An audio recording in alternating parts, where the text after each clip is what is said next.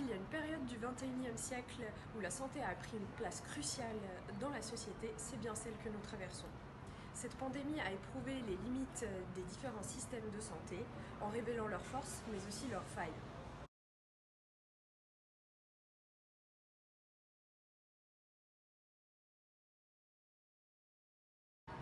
En dehors de ce contexte particulier, les systèmes de santé varient fortement selon les pays et l'accès aux soins est influencé par des facteurs géographiques, les villes, les zones rurales, la montagne en Suisse, et des facteurs politiques, économiques, culturels et même de genre et d'ethnie.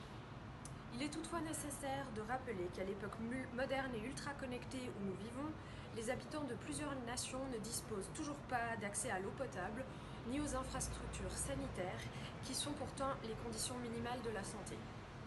Sans parler de l'électricité, des routes, de l'éducation et des structures médicales qui font défaut. La santé a cela d'universel. On peut ne pas être concerné par la guerre ou la pauvreté, mais chacun d'entre nous sera confronté à la maladie et à la finitude de sa propre existence.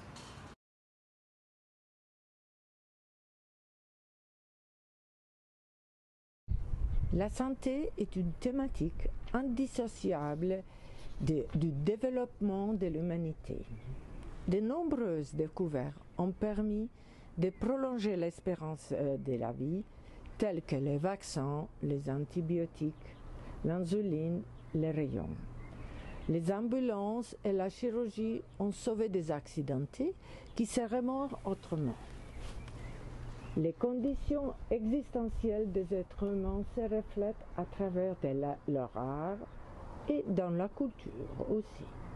Que seraient les œuvres de Van Gogh, de Beethoven, Schubert ou Frida Kahlo sans les maladies qui ont marqué leur destin?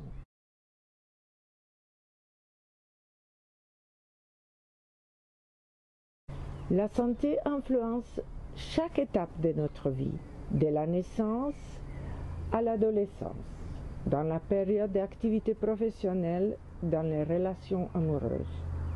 Lors du désir d'avoir un enfant, la grossesse, l'accouchement, la maternité, la paternité, après la retraite, pendant les loisirs et dans les voyages.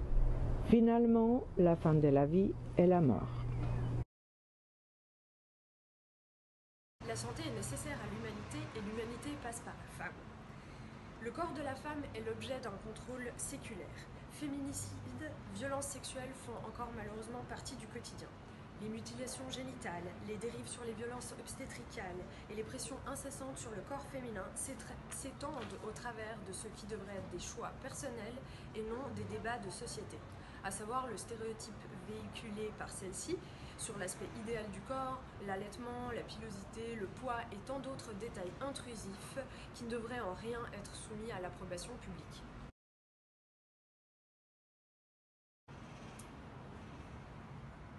Les défis pour les prochaines décennies sont nombreux. Les épidémies, comme la tuberculose, la malaria, le HIV, qu'on oublie mais qui touchent cumulativement jusqu'à 2 milliards d'êtres humains, ainsi que les épidémies d'Ebola, SARS-CoV et les nouvelles pandémies qui risquent de survenir.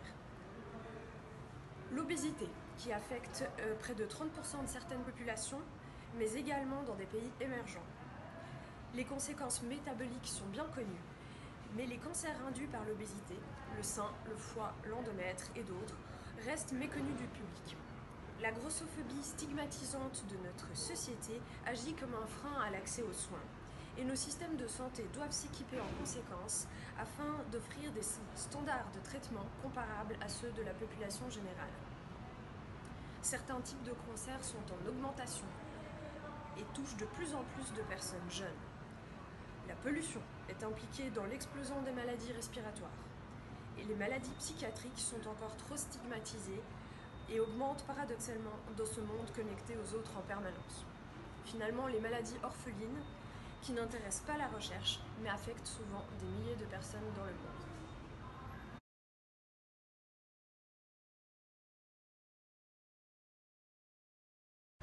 Ainsi, la santé est aussi universelle que diverse et individuelle. Elle se réinvente au fil des siècles et des générations, des contextes épidémiques et socioculturels. Il est de notre ressort et de notre devoir de préserver notre santé tout en respectant notre planète pour l'avenir de l'humanité.